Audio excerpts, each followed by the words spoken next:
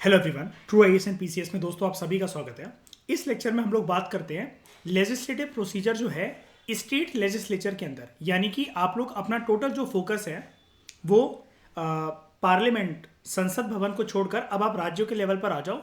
राज्यों में जो घर होते हैं जो कानून की प्रक्रिया को कैरी आउट करते हैं एंड जिनकी प्रक्रिया की कंप्लीशन के बाद कानून हमारे सामने निकल कर आते हैं, उन घरों को हम लोग क्या बोलते हैं। राज्यों की व्यवस्था उनके नाम पर जाने से पहले थोड़ी सी अलग होती है जो कि हमें समझनी पड़ेगी। होता क्या है कुणाल, जैसे पार्लियामेंट के तो दो हाउसेस फिक्स्ड है, लोकसभा भी और राज्यसभा भी, ठीक है। यानी कि अगर इसका अंग्रेजी अनुवाद करा जाए श्रेया, तो दो का मतलब होता है बाय, ठीक है। हाउसेस का मतलब होता है कैमरल। एंड क्योंकि ये दो घर ऐसे हैं जो कि कानूनी प्रक्रिया में इन्वॉल्व हैं, देश के लिए कानून बना रहे हैं, और वो वाला काम होता है हरनीत लेजिस्लेचर का।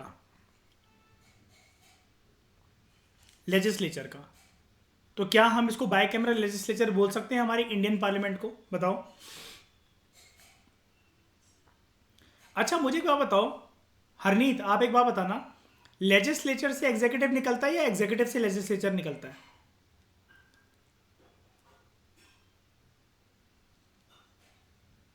वेरी गुड, प्रूव करना जरा श्रेयस की बात को जो हरनीत ने बोला कि लेजिस्लेचर से एग्जीक्यूटिव निकलता है। Shreya, prove this.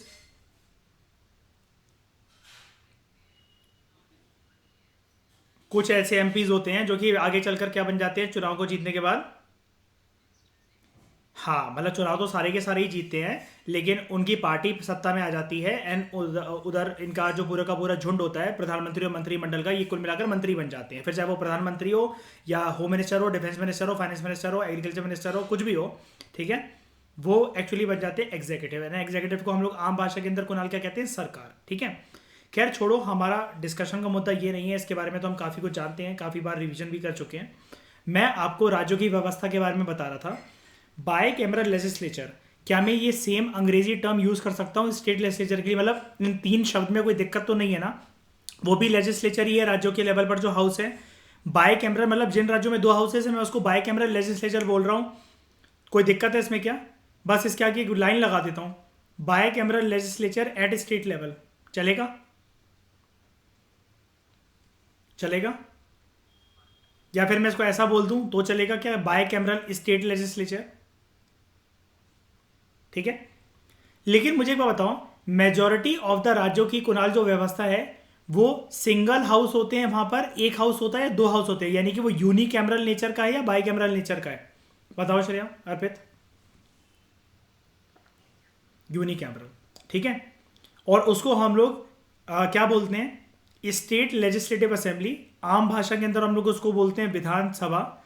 एंड यहाँ के जो मेंबर्स होते हैं, क्योंकि वो स्टेट लेजिस्लेटिव असेंबली का पार्ट है, तो हम लोग उसको बोलते हैं member of legislative assembly, member of state legislative assembly, MLA. इसी को बोलते हैं प्रधन्य आम भाषा के अंदर विधायक। यार आप लोगों में से मुझे कोई ये बता सकता है क्या? अर्पित मैं भूल गया, आप ही ने शायद से मुझे एक बार बताया था। यार ये एमएलसी को तो विधायक नहीं कहते ना, क्या कहते हैं इसको? एमएलसी को जो दूसरा उससे होता है, आपने कुछ बताया था मुझे, या पता नहीं मयूर ने बताया था। विधान परिषद सदस्य, अच्छा उनको नॉर्मल बोलते हैं हम लोग, है ना, मतलब विधायक विधायक नहीं बोल के विधान परिषद सदस्य। अच्छा यही होता है इसका हिंदी अनुवाद, है ना। चलो थैंक यू। अब बात करते हैं हम लोग, अगर स्टेट लेजिस्लेचर जो है वहां पर बिल्स को हमें पास करवाना है, सबसे पहले मुझे आप लोग जरा एक क्वेश्चन का आंसर करिए। प्रधन्या, राज्यों के लेवल पर हमें बिल्स की आवश्यकता क्यों पड़ रही है? हम लोग क्यों एक्ट लेकर आना चाहते हैं? यूनियन गवर्नमेंट कर तो रही है सब काम, है तो हमारे पास लोकसभा राज्यसभा पूरे देश के लिए।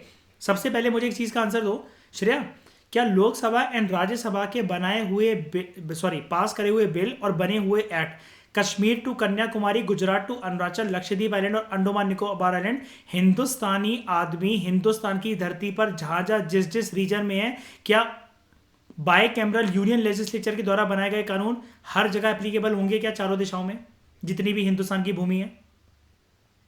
पक्का? बिल्कुल, बस हम ये कह सकते हैं अर्पित कि थोड़ा सा मॉडिफाइड फॉर्म में हो सकता है, जैसे कश्मीर के बाद स्पेशल पावर थी वो थी, लेकिन मोर और लेस 19-20 का फर्क करते हुए ऑल टुगेदर उनका नेचर रहेगा, सेम रहेगा। क्या हम ये कह सकते हैं? ठीक है। लेकिन राज्यों के लेवल पर हरनीत आप मुझे ये बताइए कि हमें बिल्स को इंट्रोड्यूस करने की आवश्यकता पड़ रही है, यानी कि राज्य के लेवल पर जो ये विधानसभा हैं ये कानून लेकर आना चाह रहे होंगे। ये कानून क्यों लेकर आना चाह रहे हैं? पार्लियामेंट कर तो रहा है इनके लिए वाला काम, इनको क्या जरूरत है बताओ? ऐसे क्वेश्चन श्रेया मैं इसलिए पूछता हूँ इंटरव्यू में ना, पता है ये बहुत टाइम वेस्ट करवाते हैं, भूत बनकर उनके सामने बैठे रहोगे।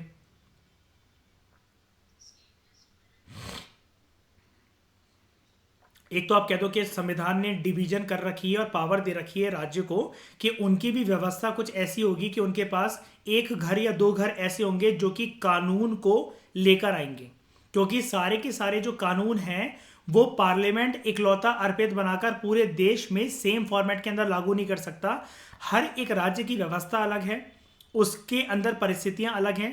There are multiple situations that confront a state and that state is in a better position to decide which act or which law should be implemented in our state just to ensure the welfare of the masses, just to ensure the welfare of the citizens, just to ensure maximum satisfaction of maximum number. Am I right? ठीक है, अब इसी से हम लोग discuss कर लेते हैं। सबसे सिंपल बिल आपको क्या लगता है जहां पर भी आता है, अभी तक आपने जो भी डिस्कशन सुनी है, मनी बिल का ऑर्डिनरी बिल, सबसे सिंपल क्या लगता है आपको? Ordinary bill. ठीक है, तो इसमें ऑर्डिनरी बिल को हम लोग इंट्रोड्यूस करने जा रहे हैं। आप लोग क्या मान के चलना चाहोगे? हम लोग अपने एग्जाम्पल में कैसे हाउसेस ले लें राज्य के लेवल पर? श्रेया बताओ, आप जो बोलोगे वैसा रख लेंगे हम अपनी डिस्कशन को। यूनिकैमरल या बाई कैमरल बनाना चाहोगे हमारी डिस्कशन को? चलो ठीक है, तो मैं दोनों हाउसेस लेकर आ रहा हूँ, विधानसभा भी और विधान परिषद भी। यहाँ का अंग्रेजी अनुवाद होता है स्टेट लेजिस्लेटिव असेंबली, यहाँ का अंग्रेजी अनुवाद होता है स्टेट लेजिस्लेटिव काउंसिल। इधर के बंदे को बोलते हैं हम लोग MLA विधायक, और इधर के बंदे को हम लोग बोलते हैं MLC member of legislative council, Vidhan Parishad सदस्य, जैसा कि अर्पित ने हमें बताया। ठीक है, अब देखो bill in the originating house, क्या ऑर्डिनरी बिल जो राज्यों के लेवल पर बिल में इंट्रोड्यूस होगा, क्या वो विधानसभा या विधान परिषद कहीं पर भी इंट्रोड्यूस हो सकता है क्या? बिल्कुल। मुझे आप लोग एक बात बता दीजिए, ये जो विधान परिषद है जो सेकंड हाउस है, क्या मैं इसको हरनीत ऐसा बोल सकता हूं राज्यों के लेवल पर जाके this is the upper house, जैसा कि हमारे देश में राज्यसभा यूनियन लेवल पर है? बिल्कुल। प्रधन्या, इसका अस्तित्व या इसकी एग्जिस्टेंस किसके ऊपर निर्धारित करती है, किसके ऊपर डिपेंडेंट है, इसकी लगाम किसके हाथ में? क्योंकि अगर लगाम अगर हाथ में ना हो तो सारे राज्यों के पास सेकंड हाउस क्यों नहीं है?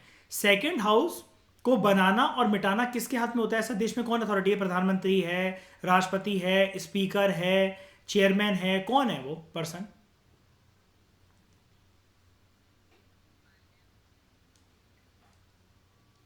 पूरा बोलो श्रेया, ये मुंह में पान रख के नहीं। पार्लियामेंट से भी पहले इसमें जरा श्रेया को क्लियर करना जरा, सबसे पहला अस्तित्व किसके हाथ में होता है?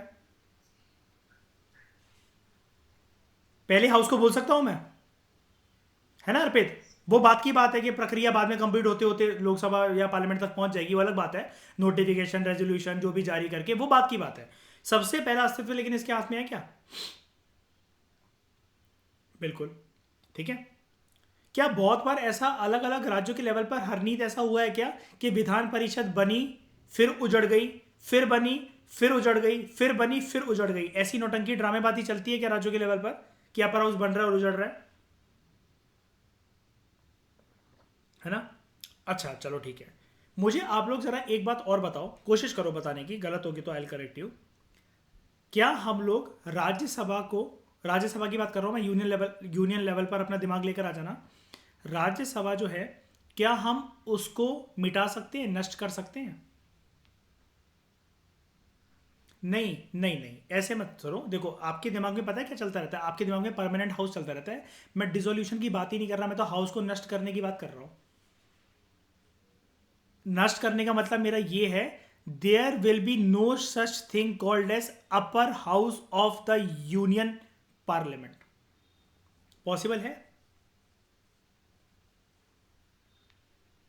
बताओ, है पॉसिबल? कौन कह रहा नहीं? पॉसिबल है, सरकार किसके हाथ में, कॉन्स्टिट्यूशनल अमेंडमेंट बिल किसके हाथ में, कॉन्स्टिट्यूशन को चेंज करना, उसके पन्ने फाड़ के नए पन्ने लगाना। राज्यसभा जो कि अपर हाउस होने का दर्जा रखता है, इतना बनता है अपने आप को, उसकी एग्जिस्टेंस अब आप बता दो मुझे किसके हाथ में हो सकती है? नहीं, मतलब हाँ ठीक है गवर्नमेंट के हाथ में, लेकिन लोकसभा।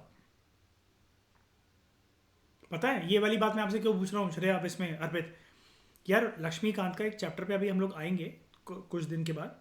वहाँ पर एक टॉपिक पता है डेडिकेटेडली गिवन है कि दूसरा हाउस जो है वो एग्जिस्टेंस में श्रेया होना भी चाहिए कि नहीं होना चाहिए। राज्यसभा क्योंकि वैसे भी देखो ना, उसकी हम लोग ना उस चैप्टर के अंदर जब ये डिस्कशन करेंगे ना हरनीत, तो राज्यसभा की धज्जियां उड़ाएंगे। जैसा कि मॉर्निंग क्लास के अंदर हमने पढ़ा श्रेया कि ज्वाइंट सेशन के अंदर भी राज्यसभा के पास कुछ पावर हो सकती है क्या, बताओ? या राज्यसभा के पास वैसे भी मनी बिल के कंटेक्स्ट में कोई पावर होती है क्या?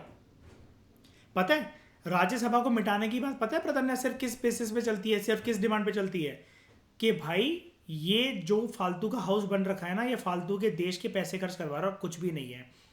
यहीं पर अगर हम अर्पित थोड़ी सी स्ट्रेंथ बना के लोकसभा की स्ट्रक्चर को चेंज कर देना, तो unitary house is also more than sufficient to ensure smooth functioning of democracy in India. Again ये एक चर्चा का मुद्दा है, इसको हम लोग जीएस पेपर 2 के अंदर अच्छे से एड्रेस करेंगे वो वाली डिस्कशन करने के बाद। एंड प्लस श्रेया हम लोग इसको पीएसआईआर से कनेक्ट करेंगे और ये भी देखेंगे कि 120 सेकंड्स के अंदर, लगभग 2 मिनट के अंदर इंटरव्यूअर को हमें क्या बोलना है। क्योंकि इंटरव्यू में ना, या फिर आप अपने बोलने के ऊपर ना थोड़ा सा वर्क करा करो, आप टू द पॉइंट बातें करा करो, लंबी चौड़ी बातें मत करा करो। क्योंकि सामने वाला अगर आपको टोक देना कि आप देखो जो आपसे पूछा गया वो बताइए, कृपया पहेलियां ना बुझाइए, आप ये समझ जाओ कि आपके मार्क्स तो वैसे ही कट हो गए इस बात के ऊपर, आपने इरिटेट कर दिया सामने वाले को। You are going to be a सरकारी अधिकारी, इंटरव्यूअर को ऐसा लगता है, तो आप लिमिट में बात करिए ना। प्रधानमंत्री आपकी रामगाथा सुनने को थोड़ी ना बैठेंगे अगर आप डिस्ट्रिक्ट कलेक्टर हो भी। आप उनकी नज़रों में नॉर्मल एक सरकारी अधिकारी हो, आप कलेक्टर हो गए अपने घर पे, यूपीएससी आपने निकाला होगा, वो अपनी मुशक्कत। प्रधानमंत्री को सरकार को इससे कुछ नहीं लेना देना, उनको फटाफट रिपोर्ट चाहिए, सर जी ऐसा हो गया था, वैसा हो गया था, अब बाबू सोना रोना रोना करने लगो उनके सामने, तो भाई वो चीज़ इंप्रेशन एक सरकारी अधिकारी जो कि इतने उच्च पद पर हो, अच्छा नहीं लगता उसका इतना बड़बोलापन होना। ये चीज़ याद रखना, इंटरव्यू में इस चीज़ का खास ध्यान रखा जाता है, इसलिए यूपीएससी में इंटरव्यू को इंटरव्यू ना बोलकर उसके सिलेबस के 3 पॉइंट्स दे रखे हैं, उसको पर्सनैलिटी टेस्ट बोला जाता है। तो बिल ओरिजिनेटिंग हाउस, बताओ कौन से हाउस के अंदर अर्पित इंट्रोड्यूस करवाना चाहते हो उसको? एग्जाम, चलो विधानसभा में, यानी कि लोअर हाउस में जो है स्टेट लेजिस्लेचर का, उसमें इंट्रोड्यूस कर दिया हमने, ठीक है। यहाँ पर कौन लोग हैं जो कि पास करेंगे बिल को या चर्चा करेंगे उसके ऊपर, उनके मेंबर्स को क्या बोलेंगे हम लोग, ऊपर क्या लिखा हुआ है? एमएलए, यानी कि विधायक, ठीक है। अब आप अपने आप को इमेजिन कर लो श्रेया, हम लोग किसी भी स्टेट को इमेजिन कर लेते हैं जहाँ पर बाइकैमरल लेजिस्लेचर हो। किसको इमेजिन करना चाहोगे बताओ आप लोग? यूपी को कर ले इमेजिन, ईजी रहेगा है ना, यूपी में सबसे ज़्यादा सदस्यता भी वहाँ पर है, वो भी है, तो चलो हम इमेजिन कर लेते हैं, ठीक है। एक ऑर्डिनरी बिल जो है वो किसी भी हाउस के अंदर इंट्रोड्यूस हो सकता है। हमने अपनी डिस्कशन में अर्पित ने बोला कि विधानसभा के अंदर इंट्रोड्यूस करवाते हैं बिल को, ठीक है। बाइकैमरल लेजिस्लेचर हमने लेकर चला केस, जैसा कि श्रेया ने हमें बोला था। अब ऐसा कोई भी अगर बिल हो, it can be introduce either by a minister और एनी अदर मेंबर, यानी कि मैं इसको क्या बोलूँगा, कभी भी अगर विधानसभा के अंदर, हमारे केस के अंदर विधानसभा में अगर कोई भी बिल आ रहा है, तो वो उसका नेचर कैसा हो सकता है? It can be either a public bill या प्राइवेट मेंबर बिल। कोई दिक्कत वाली बात नहीं है, आप यहां पर मेंबर भी लगा सकते हो, ऐसा मत सोचना कि इसको पब्लिक मेंबर बिल नहीं बोल सकते, अरे कुछ भी बोल लो यार, कोई फर्क नहीं पड़ता। यहाँ से मैं अगर एम हटा भी दूँ प्राइवेट बिल, उससे कोई फर्क नहीं पड़ता, इतना ज़्यादा मत सोचा करो। बस संवैधानिक प्रक्रिया का जो प्रोसीजर है वो अपने दिमाग में बिल्कुल ठोस रखा करो, वो चीज़ नहीं करना आपको कि कौन प्रिसाइड करता है, कौन क्या करता है, बस वो आपको पोस्ट जो पद है ना वो अच्छे से याद होने चाहिए, ठीक है। जो बिल है वो इंट्रोड्यूस करा एक मिनिस्टर ने या फिर किसी एक दूसरे मेंबर ने। अच्छा, विधानसभा के अंदर मैं पब्लिक बिल कब बोलूंगा? जब इसको कौन इंट्रोड्यूस कर रहा है, वो पर्सन क्या है, सबसे पहले उसकी आइडेंटिटी क्या है? मार पड़ेगी श्रेया कोरा। एमएलए, एमएलए होने के साथ साथ वो क्या है? मिनिस्टर है। किसके कैबिनेट में? हाँ, तो वो टॉप का बंदा कौन, उनका लीडर कौन? हाँ, तो क्या मैं ये बोल सकता हूँ CM plus COM, council of minister? ठीक है। अब हरप्रीत बताओ जरा, प्राइवेट मेंबर कौन हुआ विधानसभा के अंदर? वो पर्सन का सबसे पहला अस्तित्व क्या है? एमएलए। इसके आगे कोई अस्तित्व इसका नहीं है। मिनिस्टर मिनिस्टर कुछ भी नहीं है। जो करंट सरकार है वहां की कोई मंत्री नहीं है वहां पे, ना मंत्रिमंडल का हिस्सा है, ना सीएम है, ना सीओएम है। ठीक है। अब देखो, जैसा कि हमने पार्लियामेंट वाले चैप्टर के अंदर डिस्कस करा था प्रदन्या, जो बिल है ना वो 3 स्टेजेस से पास होता है ओरिजिनेटिंग हाउस में। हमने अपने एग्जांपल में किसको माना है ओरिजिनेटिंग हाउस? विधानसभा को। ठीक है। फर्स्ट रीडिंग, सेकेंड रीडिंग और थर्ड रीडिंग। अब श्रेया बेनिफिट समझ रहे हो कि जो पार्लियामेंट चैप्टर के अंदर हम लोग इतना डिटेल में डिस्कशन कर लेते हैं, अब ये तो ऐसे ही बोल के चला गया, इसने तो कुछ एक्सप्लेन ही नहीं करा रीडिंग का मतलब। इसलिए मैं साइमल्टेनियसली डिस्कशन करा रहा हूँ। इसलिए कहता है मैंने सोच रखा है सुप्रीम कोर्ट हाई कोर्ट का चैप्टर एक साथ ले लूंगा, प्रेसिडेंट गवर्नर का चैप्टर एक साथ ले लूंगा। इससे क्या है कि जो कोर एनालिसिस है ना वो और स्ट्रांग हो जाती है, जिसने चाहे पॉलिटी पहले पढ़ रखी हो चाहे ना पढ़ रखी हो। आगे बात करते हैं। जब इन रीडिंग्स के बाद, अच्छा फर्स्ट रीडिंग में जनरली बता दो क्या होता है? डिटेल में इंट्रोडक्शन दिया जाता है, general introduction, journal. Second reading में गंभीर और डिटेल मुद्दे पे बात होगी कि नहीं होगी? थर्ड रीडिंग में क्लॉज बाय क्लॉज क्या होती है? Voting, voting. Clause by clause एक एक करके मैंने बताया था ना, जरूरी नहीं है कि देखो जो एक, हाँ हो सकता है कि वो क्या कहते हैं जो बिल है उसका टाइटल तो वही रहे, एक जो विधायक ने, चाहे वो फिर मंत्री हो या नॉर्मल विधायक हो, प्राइवेट मेंबर हो या पब्लिक मेंबर हो, वो ओरिजिनली उसने मान लो कि कुछ 50-55 प्रोविजंस जो है वो लेकर आए थे उस बिल के अंदर। नहीं आए हाउस को पसंद, भाई कुछ चेंज कर दिए, 3-4 हटा दिए, 5-6 नए डाल दिए, जो भी ऐसा करा। किसी का टैक्स चेंज कर दिया, किसी की लैंग्वेज चेंज कर दी, किसी की इंटेंशन चेंज कर दी, जो भी उसके अंदर लिख रखा था। ये प्रक्रिया हो गई। After a bill is pass by the originating house, वो दूसरे हाउस को दिया जाता है for the consideration and passage. तो उसको पास करना और कंसिडर करना सेकेंड हाउस के अंदर हमारा कौन सा हाउस बनेगा? विधान परिषद, यानी कि स्टेट लेजिस्लेटिव काउंसिल, जिसके बंदे कौन है, मेंबर कौन है? MLC। ठीक है। जो एक बिल है इसको मान लिया जाएगा it is assumed and deemed to have been pass by the state legislature. याद रखना हम लोग ऑर्डिनरी बिल पढ़ रहे हैं, कंफ्यूज मत हो जाना। ठीक है। ऑर्डिनरी बिल को बेस बनाकर ही अपना दिमाग चलाना आप लोग इस टॉपिक के अंदर। एक बिल को स्टेट लेजिस्लेचर से, स्टेट लेजिस्लेचर तो अर्पित एक अम्ब्रेला टर्म हुई ना इसके अंदर। अगर हम लोग बाय कैमरल लेजिस्लेचर को लेकर चल रहे हैं तो दोनों के दोनों हाउसेस को समेट लिया ना इसने अपनी डेफिनेशन के अंदर, विधानसभा भी और विधान परिषद भी। हाँ कि ना? है ना? तो स्टेट लेजिस्लेचर से जब हम लोग प्राधान्य को बोल रहे हैं ना, हरनीत के पास हो गया है, तो हरनीत हमारा कहने का मकसद ये है जब दोनों के दोनों हाउसेस जो है उस पर एग्री कर जाए, हर एक हाउस के अंदर श्रेया ये जो प्रक्रिया है फर्स्ट रीडिंग, सेकेंड रीडिंग और थर्ड रीडिंग ये पूरी हो, और इसमें सेकेंड हाउस के अंदर भी इसी प्रकार से रीडिंग होते होते जो है वोटिंग वगैरह जो है वो हो। हाँ, वो बीच में अलग बात हो सकती है कि अमेंडमेंट प्रपोज करी गई किसी एक हाउस के द्वारा या ओरिजिनल फॉर्मेट के अंदर उसको पास करवा दिया गया, वो बात की बात है। तो यूनिकैमरल लेजिस्लेचर अगर हो, अगर किसी एक राज्य के अंदर एक ही हाउस हो, तो ज़रा आप लोग मुझे अपनी अंडरस्टैंडिंग से ये बता दो, कुणाल आप ये बताओ कि यूनिकैमरल लेजिस्लेचर जिन जिन राज्यों में है, और जबकि 95% राज्यों के अंदर यूनिकैमरल लेजिस्लेचर ही है, तो वहां पर हाउस का नाम क्या होगा उन राज्यों के अंदर? विधानसभा, विधान परिषद, या कुछ भी हो सकता है कि राज्य जो चाहे वो रख सकते हैं। यूनिकैमरल लेजिस्लेचर में राज्यों के लेवल पर कौन सा हाउस एग्जिस्ट करता है?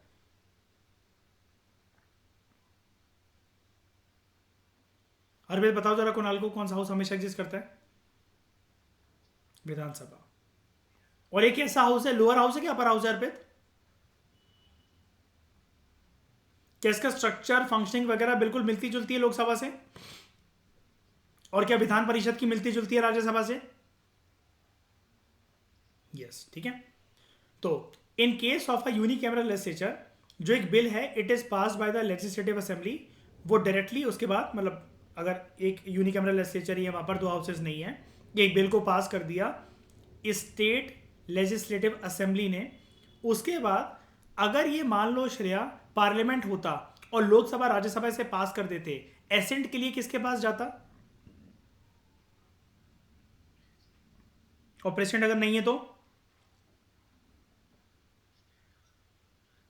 हाँ नहीं नहीं, मैं पहले पूछ रहा हूँ कि अगर ये पार्लियामेंट होता और लोकसभा राज्यसभा होती अगर यहाँ पे, तो किसके पास जाता सिग्नेचर के लिए? प्रेसिडेंट। और प्रेसिडेंट नहीं होते तो? कैसे भाई ताने दे दे के बोल रही है मुझे, जैसे कुछ बहुत ही ज्यादा गलत चीज सिखा दी उन लोगों को मैंने। अर्पित इरिटेट तो ऐसे होती है जैसे अपने फायदे के लिए बोल रहा हूँ मैं उनसे। ठीक है, तुम पढ़ा लो मुझे, लो मैं तो नहीं पढ़ा रहा, रिकॉर्डिंग ऑन है। ठीक है, तो इन केस ऑफ यूनिकैमरल, दांत में जाके बोल रही है यार। ठीक, तो in case of unicameral legislature जो बिल है ना, वो लेजिस्लेटिव असेंबली पास कर देती है जब, तो उसके बाद वो दिया जाता है स्टेट में टॉप के लेवल के बंदे को, जो कि होता है गवर्नर। एंड गवर्नर अपना एसेंट इसे दे देता है। क्या अंगूठा दे सकता है गवर्नर? डिजिटल सिग्नेचर दे सकता है? मुंह में पेन रखकर साइन कर सकता है ना? ठीक है, जैसे मर्जी। श्रेया ट्राई करना जरा ऐसा गवर्नर बनने की, ठीक है। उसके बाद सेकंड हाउस के अंदर जब बिल गया, और सेकंड हाउस का मतलब क्या है, ये हमेशा ये हमें कौन सा केस दे रहा है, कैसे लेजिस्लेचर का? By camera.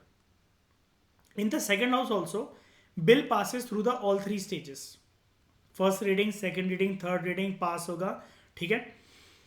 When a bill is pass by the legislative assembly and transmitted to legislative council, कुछ भी मान लो, आपकी मर्जी है, हमने भी केस यही लिया था कि विधानसभा के अंदर पहली बार आ रहा है, फिर विधान परिषद के पास जाएगा।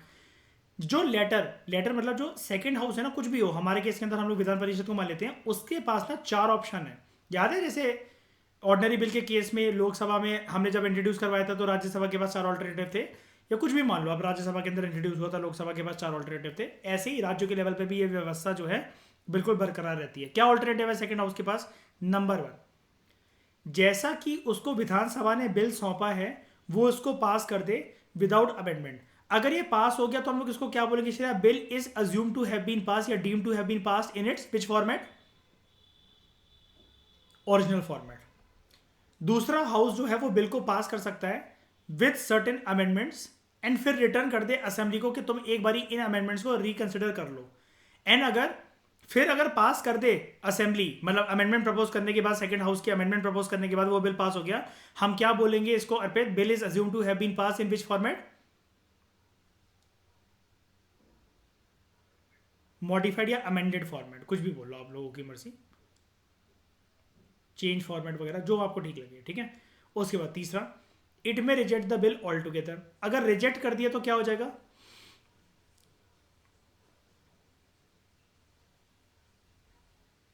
हो गया, उस सेशन का फिर तो कोई मतलब ही नहीं बनता। अच्छा, अगर मान लो यूनिकैमरल स्ट्रक्चर है, ध्यान से समझना हर नीति इस बात को, एक ही हाउस है राज्यों के लेवल पर, वो बिल को रिजेक्ट कर सकता है क्या?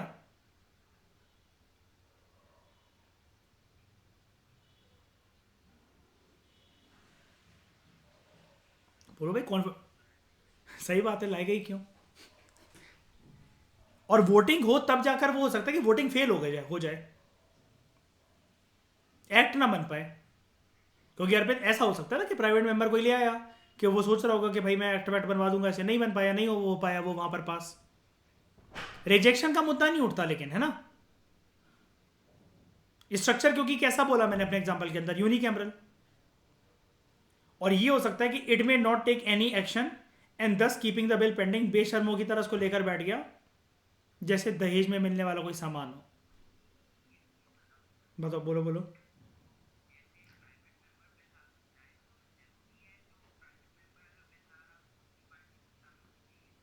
नहीं, प्राइवेट मेंबर की डेफिनेशन अर्पित इसको बताना होती ही क्या है सबसे बड़ी बात तो, वो नो पार्टी में, वो मतलब एक्चुअली उसकी पार्टी जो है वो सत्ता में तो ही नहीं होती है।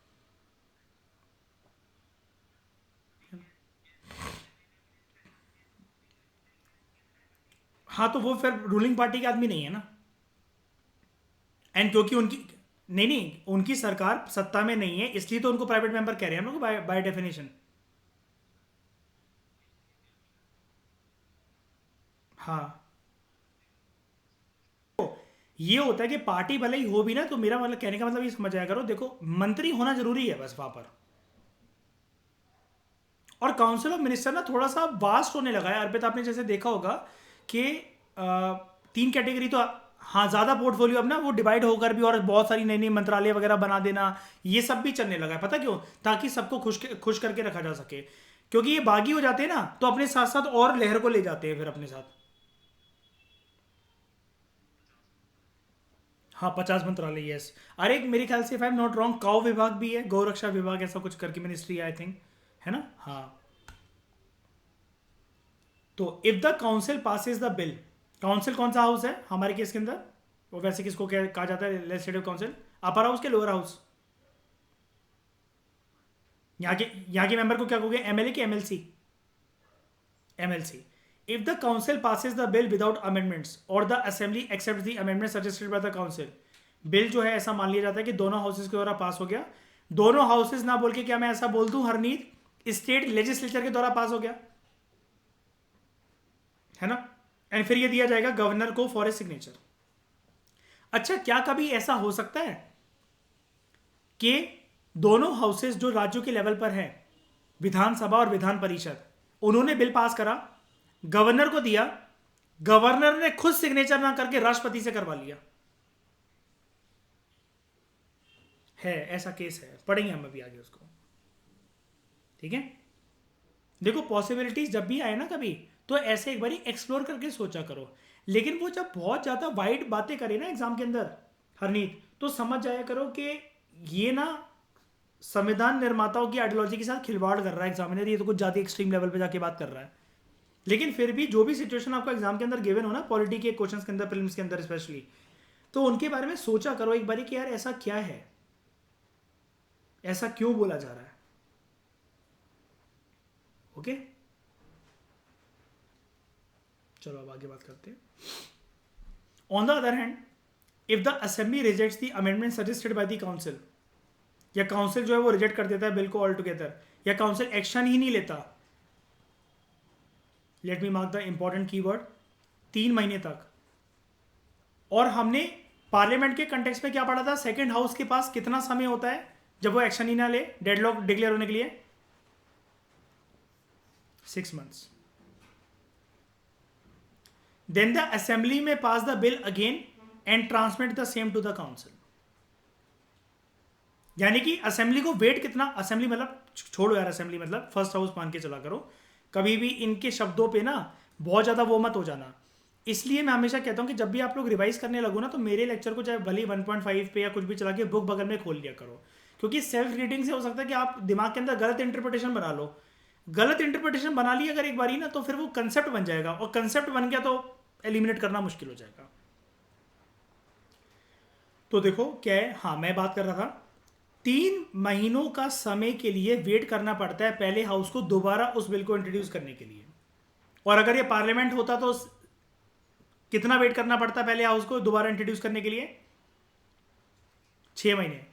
अब आपको समझ में आया श्रेया मैं क्यों बोल रहा था उस लेक्चर के अंदर, जबकि दे भी नहीं रखा था, कि नेक्स्ट सेशन में लाने का ही फायदा है। 6 महीने तो 6 महीने का समय निकल जाएगा तो नेक्स्ट सेशन तो वैसे भी आना ही है ना, क्योंकि एक रूल क्या होता है ना पार्लियामेंट का, कि 2 सेशन के बीच में 6 महीनों से ज्यादा का गैप नहीं हो सकता। ये समझाना चाह रहा था मैं, 3 months वाली लाइन आने का वेट कर रहा था एक्चुअली यहाँ पर, ताकि कनेक्ट करके वहाँ पर ज़्यादा अच्छे से बता सकूँ पार्लियामेंट की कहानी।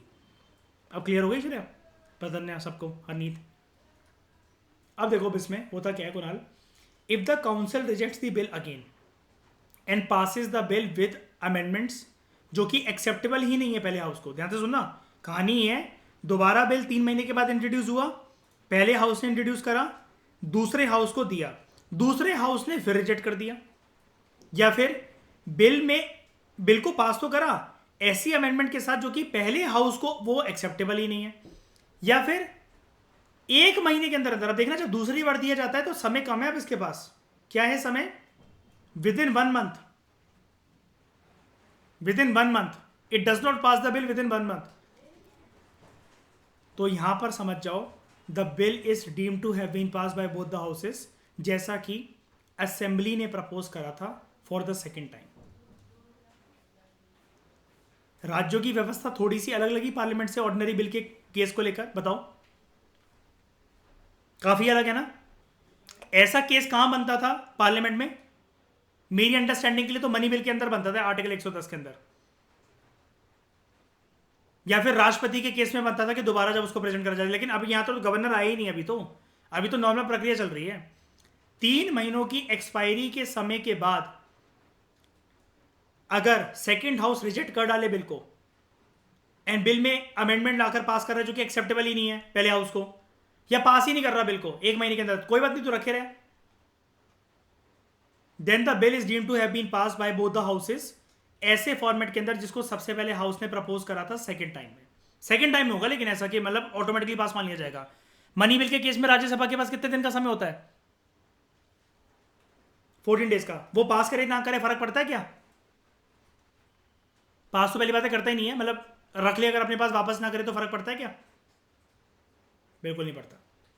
देयरफॉर अल्टीमेट पावर जो है एक ऑर्डिनरी बिल को पास करने की, वो विधानसभा के पास जनरली होती है राज्यों की व्यवस्था के अंदर, जहां पर बाई कैमरल लेजिस्लेचर है।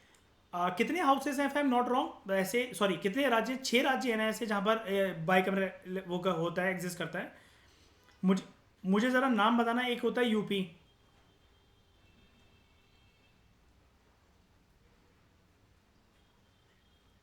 फिर तेलंगाना, फिर आंध्र प्रदेश, बिहार, हाँ चेक कर लो ज़रा एक बारी, महाराष्ट्र, चेक कर लेना एक बारी, क्रॉस चेक, कोई बात नहीं अगर गलत हो जाए, मतलब मेरे को रिकॉल नहीं हो रहा। अच्छा उड़ीसा भी है, उड़ीसा नहीं है, हाँ उड़ीसा नहीं है। बाई कैमरा डाल के देखो प्रधन्य, यूपी, तेलंगाना, आंध्र प्रदेश, बिहार, महाराष्ट्र, छठा कौन सा है? कर्नाटका। और तो कोई नहीं है। कुणाल, एमपी में है क्या बाई कैमरल लेजिस्लेचर? नहीं है शायद, नहीं है।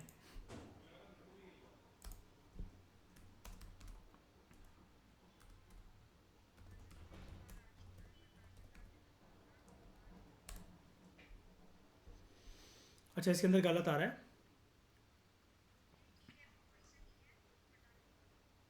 ठीक है। उड़ीसा के पास कब तक था ये 2 हाउसेज बिस में?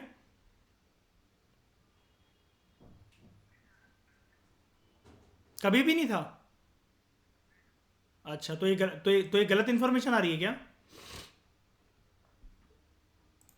ये है दोस्तों originally AP, Andhra Pradesh, Maharashtra, Karnataka, Telangana, Bihar and UP, इसको लिख लेना, ठीक है। और मैंने भी आई थिंक 6 लिए हैं यहाँ पर, हाँ ठीक है 6 हैं।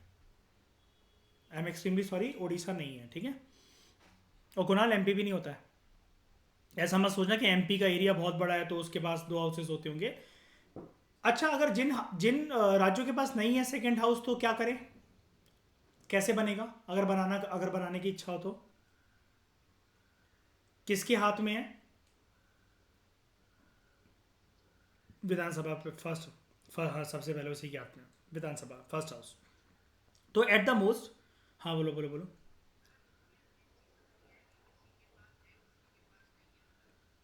हाँ मैं बता देता हूँ।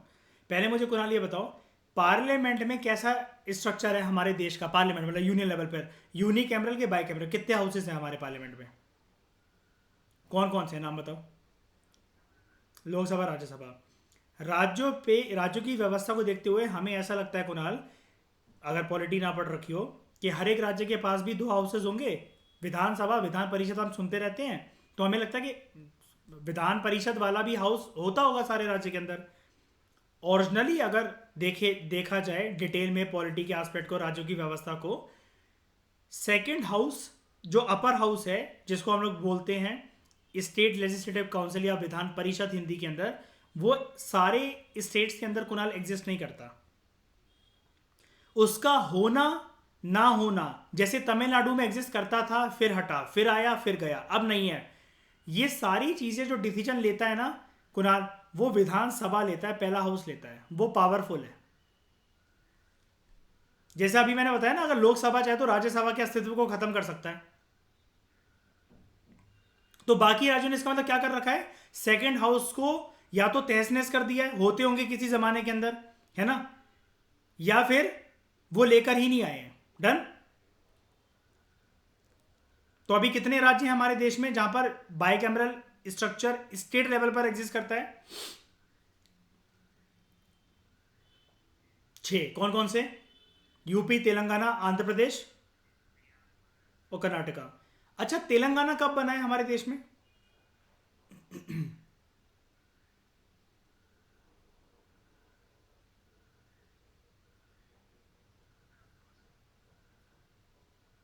किससे बना है अलग होकर? आंध्र प्रदेश से। आंध्र प्रदेश कौन सी मूवमेंट से बना था? विशाल आंध्र मूवमेंट। लीडर का नाम क्या था जो कि करवा चौथ पर बैठ गया था 56 डेज के लिए, खाना नहीं खाऊंगा, ये नहीं करूंगा, वो नहीं करूंगा? पोटी श्रीरामुलू। प्रधन्या याद है? पोस्ट इंडिपेंडेंस पहला चैप्टर। श्रेया इसका नाम था, बंदे का नाम पोटी श्री रा मुलू। एंड आंध्र प्रदेश की आइडेंटिटी क्या है? ये जो मूवमेंट है Vishal Andhra movement, it was the first state to be created on dash basis. कौन से बेसिस पर?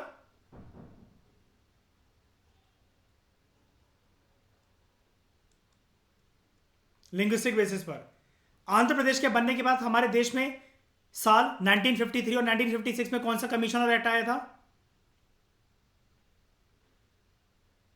स्टेट रीऑर्गेनाइजेशन कमीशन और स्टेट रीऑर्गेनाइजेशन एक्ट, जिसमें यह बोला गया था किसी भी राज्य से अलग करके श्रेया अगर नया राज्य बनाना है, this factor will be kept in top most priority, linguistic aspirations of diversified population.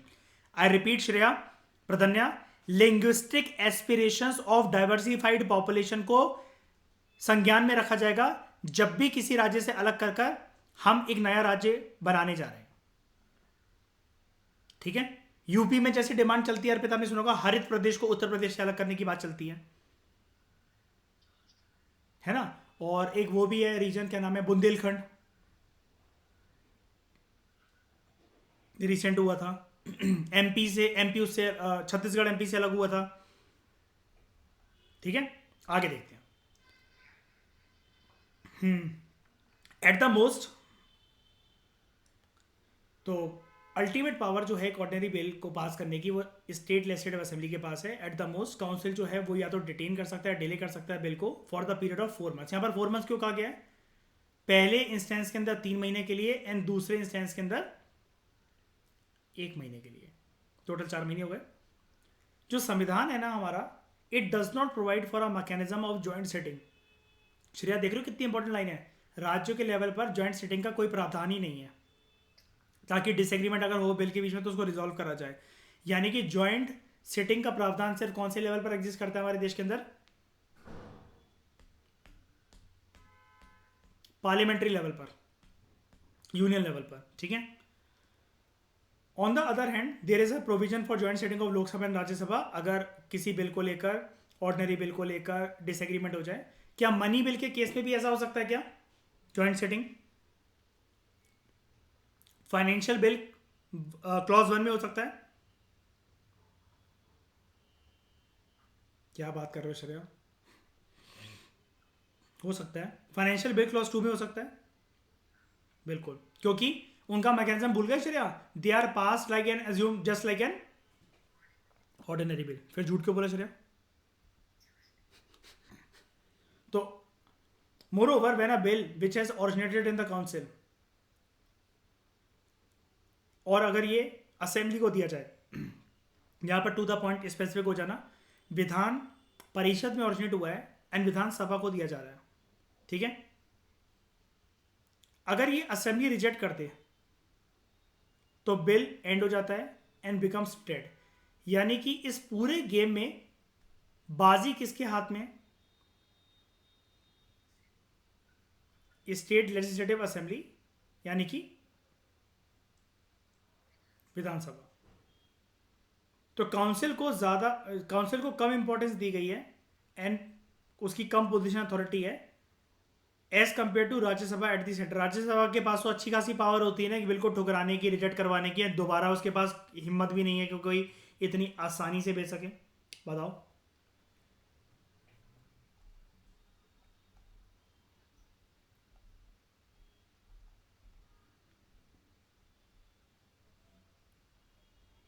Accent of the governor.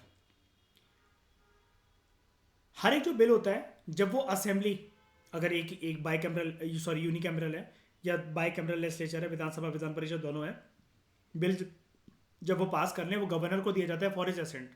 Governor के पास 4 हथकंडे होते हैं इस सिचुएशन के अंदर, 4 ऑल्टरनेटिव्स होते हैं।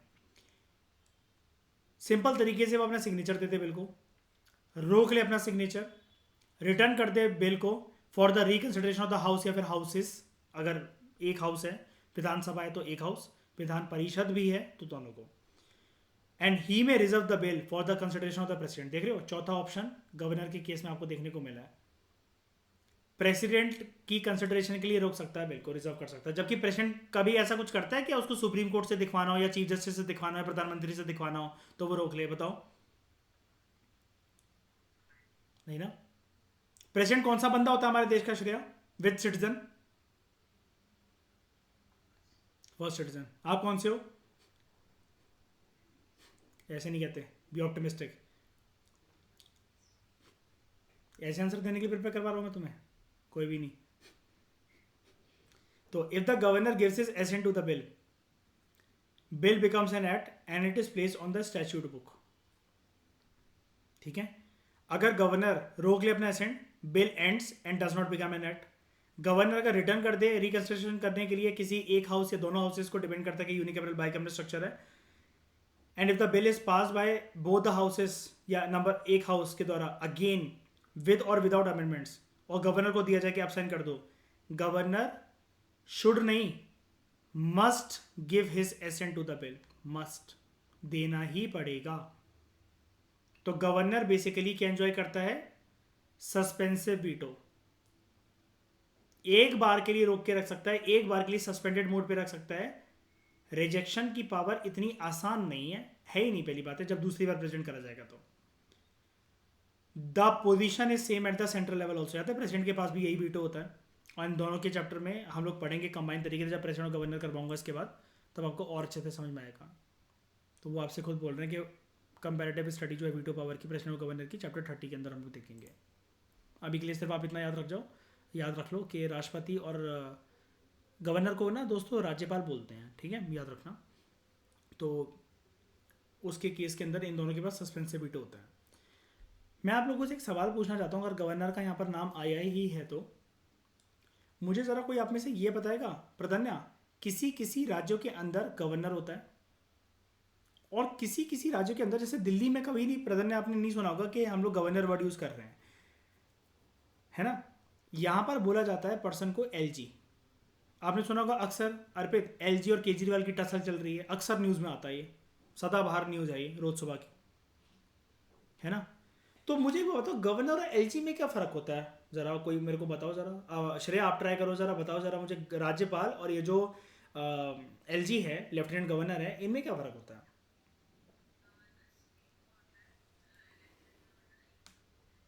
Very good. गवर्नर हमेशा जो टर्म है, बस बस आप क्या कह सकते हो उसको, नॉमेनक्लेचर वाली बात है। श्रेया डू यू ये Harneet, do you understand the term nomenclature?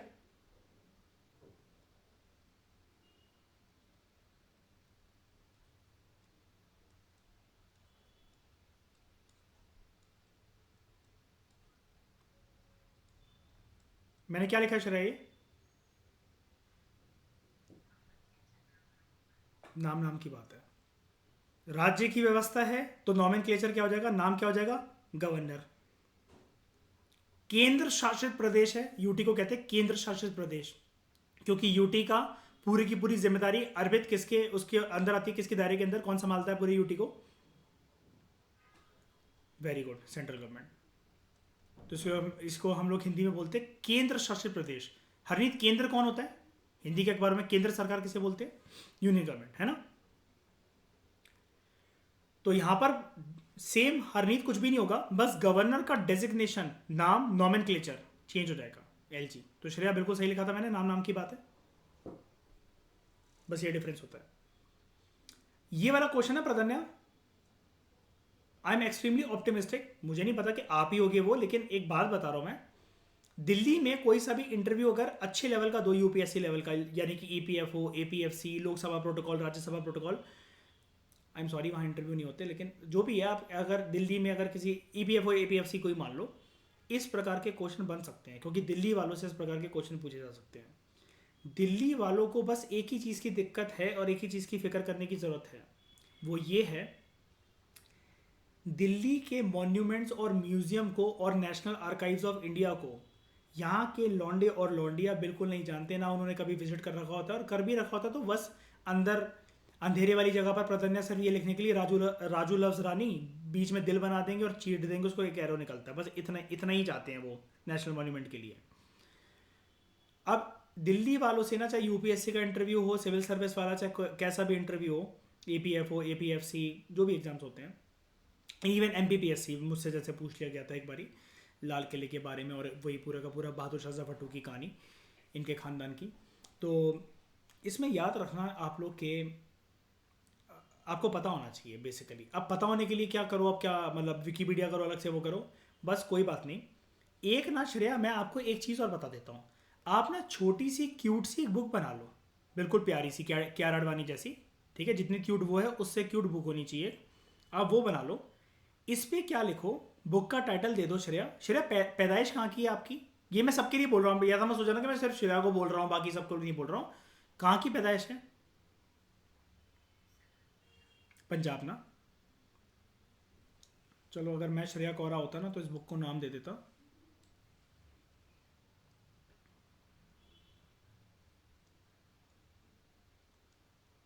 साडा पंजाब, ठीक है। क्या करना है इसके अंदर, 6 क्लास की एनसीईआरटी से ही हमने यूपीएससी की प्रिपरेशन शुरू करी है, एंड सिमिलरली ये सबके लिए लागू होता है प्रधन्या, जैसे आपके लिए दिल्ली का लागू होता है, मैं एमपी का ऐसा ये वाला काम करता हूँ, हरनीत आप जम्मू में होगे, है ना, वहीं पैदा हुए होगे, अर्पिता आप यूपी में, जहाँ पर भी आप लोग हो, इसमें उड़ीसा में, आप लोग अपने अपने राज्यों की ऐसी बुक बना लो। 6 क्लास से आपने जहाँ से भी प्रिपरेशन स्टार्ट करी है श्रेया, पंजाब के बारे में कुछ भी आता चला जाए, आप ठीक है उस चैप्टर के कॉम्प्रिहेंसिव आप नोट्स बना रहे हो, स्टिकी नोट्स बना रहे हो, लेकिन पंजाब स्पेसिफिक बातें इसके अंदर ठूसते चले जाओ। कोई भी सब्जेक्ट हो, कोई भी लाइन हो, बुलेट पॉइंट्स बनाते चले जाओ, इन पेजेस को भरते चले जाओ, भरते चले जाओ, भरते चले जाओ। क्या करना, भगवान की कृपा से और आपकी मेहनत से जब आपको इंटरव्यू कॉल आएगा, ये साडा पंजाब की बुक आपके पास रेडी होगी, आपके राज्य की व्यवस्था से रिलेटेड जो भी क्वेश्चन होंगे, आपने जो भी सुन रखा होगा, इंडस वैली सिस्टम, या फिर जो 5 नदियों का संगम है, सरस्वती नदी कहाँ लुप्त हो गई, पंजाब की खासियत क्या है, ग्रीन रेवोल्यूशन सिर्फ यहीं क्यों सक्सेसफुल हुआ, बाकी राज्यों में क्यों नहीं हो पाया, पंजाब के फार्मर्स कैसे हैं क्या नहीं है, ठीक है, कितने बदमाश लड़कियाँ हैं वहाँ की, जो भी है सारी बातें, ये सारी चीज़ें एक जगह पर कंपाइल कर लो, ठीक है। इसके बाद आपका इंटरव्यू बहुत स्मूथली चल जाएगा, आपको इस चीज़ का बर्डन लेने की जरूरत ही नहीं पड़ेगी कि दृष्टि का आईएएस इंटरव्यू देने से पहले, मॉक इंटरव्यू देने से पहले, कुछ भी करने से पहले आप तो क्योंकि सूती कपड़े की साड़ी पहनकर इधर से उधर घूमते रहोगे 3 महीने, अब ये पंजाब वाला टॉपिक प्रिपेयर करने का आप लोगों को, और ये सब लोग रिलेट कर लेना, आप लोगों के राज्य के लेवल टॉपिक प्रिपेयर करने का आपको टाइम नहीं मिलेगा उस टाइम पर। इंटरव्यू ना गोली की तरह भागता है, क्योंकि बंदे की फटी रहती है कि मेरा मीन्स निकल गया, कैसे भी करके इंटरव्यू नहीं रुकने देना है भाई। अब तो क्योंकि लबासना में बर्फ खेलने का इकलौता मौका है ये, पता नहीं इसके बाद कभी फिल्म जिंदगी में क्लियर होगा भी कि नहीं होगा, तब ये book will be very handy for you Shreya, ठीक है। और आप क्या करोगे, आप कहोगे सर ये वाली बात आपको पहले बतानी चाहिए थी, अब तो मैं नोट्स बना चुकी हूँ, कोई बात नहीं, रिवीजन तो कभी ना कभी करोगे ना, साडा पंजाब की बुक रिवीजन करते करते जो भी उसमें बुलेट पॉइंट्स मिलेंगे वो सेम डिटो ठूस से चलना है इसके अंदर। मैं ऐसा एमपी के लिए करता हूँ, करना नहीं पड़ता, पहले करता था, क्योंकि अब एमपीपीएससी जब मैं देता हूँ और आप लोगों को प्रिपेयर करवाता हूँ तो एमपी तो वैसे ही प्रिपेयर हो जाता है, और मैं मेरे को ज़्यादा ध्यान रखना पड़ता है, जैसे आप लोग एमपी का पेपर दोगे ना, इंटरव्यू में आपसे एमपी के बहुत कम क्वेश्चन पूछे जाएंगे, आपसे आपकी राज्यों के ज़्यादा क्वेश्चन पूछे जाएंगे। मैं क्योंकि पैदाइश मेरी ग्वालियर की है, चंबल की है मेरी पैदाइश, तो उस वजह से मुझसे एमपी के क्वेश्चन बहुत पूछे जाते हैं कि just they want to know the flavour of me, कि दिल्ली में रहकर अपनी जन्मभूमि को तो नहीं भूल गया, बस। हाँ तो मैंने आई थिंक ये वाली बात, एक सेकंड, हाँ राजपाल वाली बात कर दी, एलजी वाली बात कर दी, ये वाली एक होमवर्क भी बता दिया, बहुत अच्छा। और ठीक है, अब बात करते हैं सबसे इम्पोर्टेंट, यार ये चौथा ऑप्शन के बारे में मुझे कभी नहीं पता यार, ये तो सुना ही नहीं मैंने, जैसे पार्लियामेंट के स्ट्रक्चर में तो ये होता था कि लोकसभा या राज्यसभा जो भी उनकी व्यवस्था है, ऑर्डनरी बिल बनी बिल, भाई वो पास कर रहे हैं बिल को और दे देंगे राष्ट्रपति को साइन करने के लिए और वैट बन जाएगा। लेकिन राज्यों की व्यवस्था के लेवल पर एक चीज़ गड़बड़ी वाली मेरे को लग रही है ये, कि भाई गवर्नर जो है, राज्यपाल जो है, उसको साइन करना चाहिए ना, उसको साइन करना चाहिए।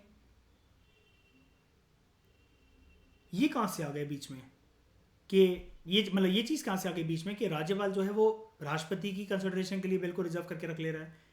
यानी कि गवर्नर थोड़ा सा बिल को लेकर कंफ्यूज है, कुछ ना कुछ तो है ना प्रधान ने उसके मन के अंदर जो कि वो साइन नहीं कर पाया। अब हमें देखना अर्पित ये वाली बात है, क्या हर बिल को रोक के रख लेगा राष्ट्रपति के लिए, या संविधान ने उसके ऊपर कुछ बंदिशें लगा रखी हैं कि जब इस प्रकार का तेरे पास बिल आए तो बेटा तू ओहदे के अंदर, तू कद के अंदर छोटा है तो तू मत देखियो, तू राष्ट्रपति जी के पास चाहिए, चाहे भले ही तू ये कहे कि नहीं उनको तो अनुभव ही नहीं है, ऐसा नहीं है, वैसा नहीं है, ये क्या ही कर पाएंगे। वो काम नहीं है, वो सिर्फ एक संवैधानिक प्रक्रिया है, ये राज्यपाल नहीं सोचेगा। बताओ अब इसमें ऐसे ही होगा ना, संविधान निर्माता इसी चीज से लेकर गए ना कि संवैधानिक पद और कद कम है भाई साहब आपका, आप राष्ट्रपति महोदय के पास जाओ।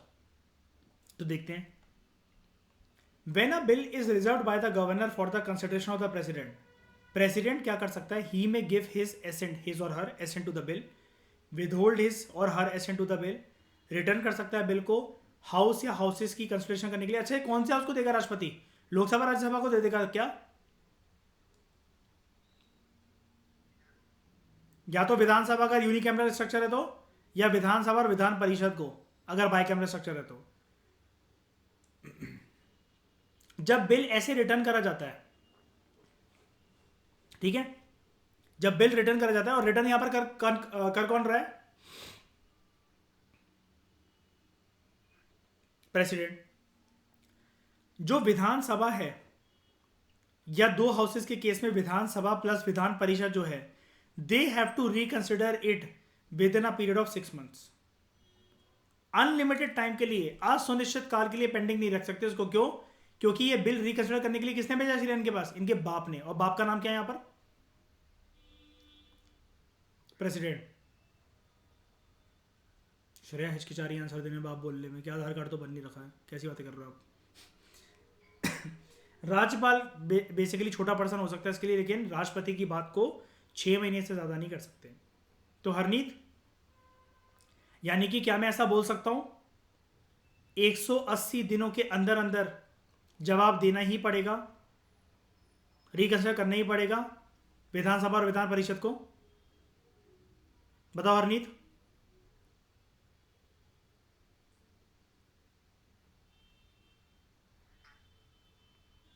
श्रेया जरा करेक्ट करने लोगों को। हाँ नहीं मतलब ठीक है, इसमें आपने हाँ बोल दिया ना।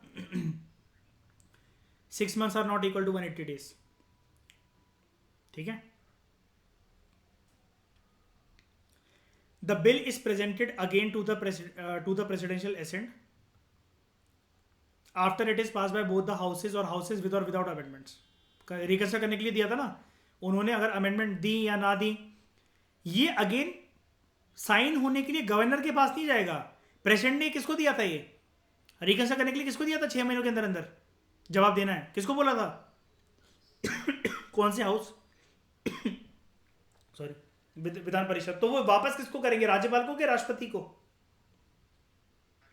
राष्ट्रपति को। क्यों कर रहे हैं राष्ट्रपति को वो वापस, क्या करने के लिए? Sign.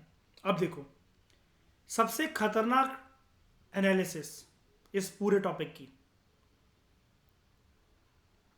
It is not at all mandatory या mentioned in the constitution whether it is obligatory on part of the राष्ट्रपति कि वो ऐसे किसी बिल को अपना एसेंट देगा ही देगा। देख रहे हो, क्योंकि श्रेया ये चीज क्या प्रूव करता है कि बाप बाप होता है। रिकंसिडर करने के लिए दिया था उन्होंने, फिर से अमेंडमेंट प्रपोज करके या ना करके वापस दे दिया राष्ट्रपति को। अगर ये गवर्नर होता तो क्या गवर्नर को साइन करने पड़ते क्या? अगर ये लोकसभा या राज्यसभा होते तो राष्ट्रपति को साइन करने पड़ते क्या? लेकिन राष्ट्रपति अब क्या है, थोड़ा सा एटीट्यूड में आ गया, क्योंकि ये लोकसभा राज्यसभा नहीं दे रहे हैं उससे दोबारा। कौन दे रहा है?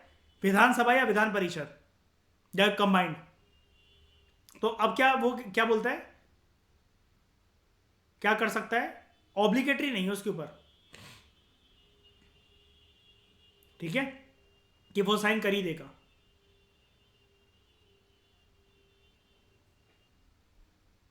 ओके, श्रेया कंफ्यूज मत होना प्रधन्या, संवैधानिक प्रक्रिया। अब श्रेया देखो मैंने तो बनाया नहीं है ना, मैंने अगर बनाया होता और मुझे पता होता कि प्रधन्या मैदान अगर तैयारी करने वाली है, प्रधन्या मैं 2 लाइनों का कॉन्स्टिट्यूशन लिख देता, मैं तो सिर्फ